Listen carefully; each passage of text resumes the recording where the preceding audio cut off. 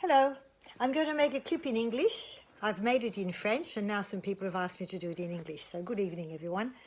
I just wanted to tell you that as far as I'm concerned, I don't think in life anything is by chance.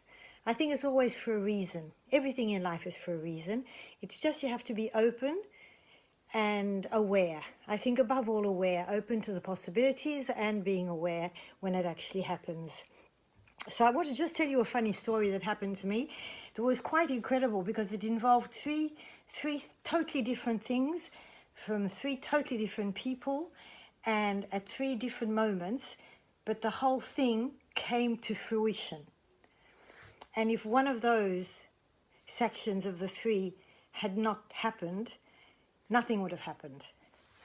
So one day I was working in my shop in New Caledonia and I sold a gold bracelet to a client who was paying it off in time payment, and after a couple of months skipped out, didn't pay it, didn't finish, skipped out of the island, didn't pay me off, and went off with the gold bracelet that they'd bought. I looked for it and what is it called? You go to the police and you mentioned it to it, so there was a file made, so we knew we were looking for them. And anyway, so time passed, 3 years actually I think passed, maybe a little bit more, and it was completely forgotten. And one day I get a phone call from my cousin who says to me, I've just bought a little tiny silky dog in Sydney, and as my husband worked with the French Airlines, she said, could you just hop on the plane and go and get it for me, go and spend the weekend in Sydney, and it'll be much cheaper for me than getting it through customs and all the rest of it as well, and then you can give it to me once I get to Noumea, and we'll put it through customs in Noumea. So I got everything done and I said, of course, with pleasure. And that made me have a weekend in Sydney as well, and my aunt was living in Sydney and I was going to stay with her, and so I hopped onto the plane. My husband was on the plane coming back from Singapore, so we were going to meet in Sydney and come back to Noumea that night, on the Sunday night. I arrive in Sydney, I go to my aunt's and I pick up the dog and I spend my 48 hours there. The Friday, Saturday and the Sunday night I'm ready to go home to Noumea, and my aunt rings me. She was working in a hotel in Bondi, and she rings me up and she says, darling, you're not leaving yet? And I said, no, I've still got time. And she said, can you wait please, because one of the clients in my hotel, who's actually from Noumea, forgot his camera. It must have fallen because I found it under the bed when we were making the beds this morning. So I said, of course, no problem. So she said, I've got his name and his phone number. Could you ring him when you get back? And I said, of course. And so anyway, I got the camera, and once everything was done, I was on my way to Mascot. Getting to the airport, I'm sitting in the transit lounge and waiting for my husband to come out of the plane to pick me up and get back into the plane with him. And I'm sitting there, and just opposite, sitting in front of me, there was a couple with a child. A little boy, probably around the age of 3 or 4. And it was a night flight. It was I was leaving at 10 o'clock at night, so the child was sleeping. And after a little while, the child woke up and saw my little tiny dog in little tiny cake, little tiny Silky, little tiny one, a couple of weeks old only, and in a carry bag. So we spent time. He played with the dog a little bit, and then went back back to his parents. And while they're sitting there, I'm just looking at the parents, but they're looking at me, nothing more than that. Their face didn't mean anything to me. But at one stage, the husband put his arm around his wife's neck. And when he put it around, the bracelet fell down. And I saw that bracelet and I thought, goodness, that's my bracelet. That's a bracelet I sold. In fact, I'm sure that's the bracelet that was never paid for. And I'm looking at it, and I'm trying to look at the couple, and I don't remember the names or the face or anything, but the bracelet I definitely remembered.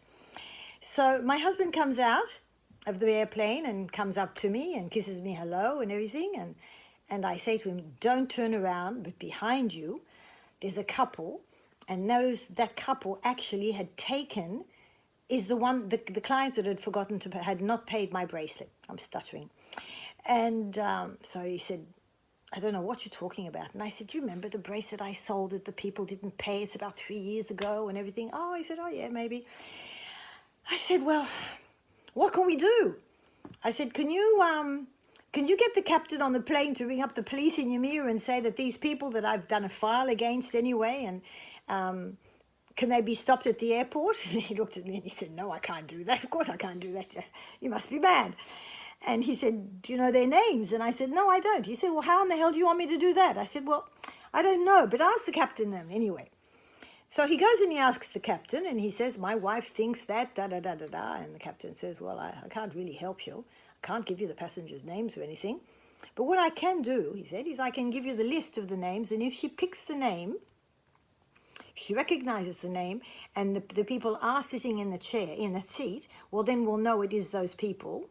And then I can ring up Ymir and ask if there's anything, if the police are conscious of this couple, that they're they've got a file against them. So, lo and behold, yes, I look at the manifest, I actually see the name, I recognize it because I'd done the papers, but I couldn't remember the name before.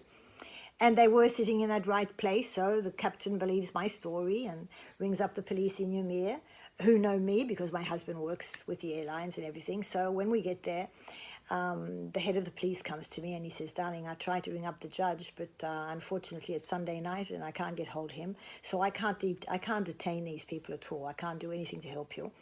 What I can do is I can ask them to sit in my office and just wait there for a while, and then if you go in and see them and sort out your story with them, well, who knows, So I said, okay.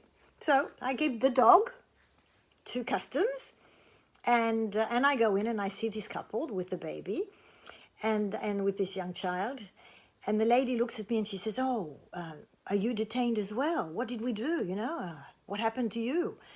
And I said, well, actually, no, I'm the cause that you people are detained. It's because of the bracelet. And the husband looks at me and he says, what bracelet? And I said, well, the bracelet you've got around your wrist, your wife bought it from my shop. I said 3 years ago, but she never paid for it. And you could see the husband was extremely surprised. And he said, you must be joking. What are you talking about? And he looked at his wife, and his wife is a little bit embarrassed. And she tried to explain to him something, and, softly. And he looks at me and he says, do you mean to say you have made us stay in here for over an hour in the office for no reason apart from the fact that this bracelet hasn't been paid for? And I said, yes. And he said, now if I give the damn thing to you, can we go? And I said, yes, of course you can. And so he takes it off and he throws it on the desk. So I said, will you please write a paper saying that you have given it to me of your free will and that you accept to give it to me? And he says, yes, of course. So I write the paper out and get everything written down and everything's signed, and the police come and they sign as a witness, and the people go. And I'm happy, and I've got the bracelet. And I think, you see, every good deed. So I get into the car, and on the way back to Ymir, I'm saying to my husband, you see, I came over to get a dog for my cousin, and doing something good came out of the gesture as well. I said, isn't that fantastic? So I'm very much inclined in that way of thinking. The wheel goes round, but always do something for others, and it usually comes back tenfold. Even if you don't wait for it, it comes back to you. Anyway, so we go to Ymir, and the next morning, Monday morning, I go to town and I drop off the bracelet and the paper with the solicitors to be sure that there's no problem with the law, and I leave it under the hands of the solicitor, and I go to work, and by 11 o'clock, it's lunchtime. We come home for lunch on our siesta, like everyone in New Caledonia. So I came home at lunchtime, and all of a sudden I thought, damn it, camera, forgot to ring up the man that had forgotten his camera. So here I am. I go back home, I pick up the camera, I ring up the client, and I say to him, hello, sorry, it's darling, and you were at my aunt's hotel in Bondi, and you forgot your camera. Oh, he said, yes, I suddenly realized when I came home that I'd lost it. And I said, yes, well, it was under the bed. So he said, well, I'm just down the street. I'm actually at Bidi Citron at the hotel there at the Nuvato. I can come up and get it. And I say, yes. So he comes up and gets it. And while he's talking to me and saying thank you, he looks at me and he said, you arrived last night? I said, yes. He said, by the way, last night when you were on the plane, did you notice, he said, it'll be a funny question, but by chance, did you notice a couple with a child, a little boy? He was about 3 or 4, about 4 years old. And I looked at him and I said, yes. And I said, why? And he said, because my wife ran away with my son 3 years ago with her lover. They left the country quite unexpectedly, and we've been trying to get hold of my son, and I haven't been able to find him. And last night we found out through customs that they're in New Caledonia, but I've been to every hotel and I can't find them. And I looked at the man and I said, they're still at the airport and at their hotel at the airport because they're leaving for New Zealand in 3 hours at 2 o'clock this afternoon. And he looked at me and he said, thank you so much. And he went off. He went to the airport, he got his son back, everything was sorted out through the law and everything.